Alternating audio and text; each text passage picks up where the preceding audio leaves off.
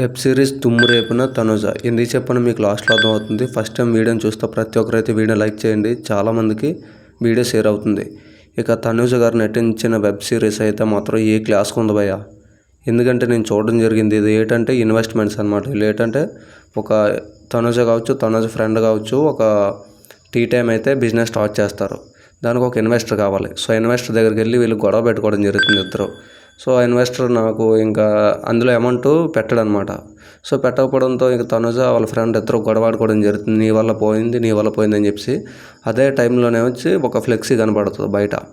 అంటే కొత్తగా ఇన్వెస్టర్స్ కోసం వెయిట్ చేస్తున్నాను అని చెప్పేసి క్యాంపెయిన్ కమింగ్ సూన్ అని.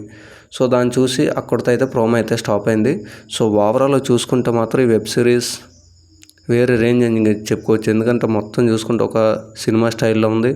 తన యాక్టింగ్ కానీ, తన ఫ్రెండ్ యాక్టింగ్ కానీ, లేదంటే అందులో ఉన్న మొత్తం కూడా ఎలివేషన్స్ కానీ ప్రతి ఒక్కటి కూడా చాలా గూస్ బంప్స్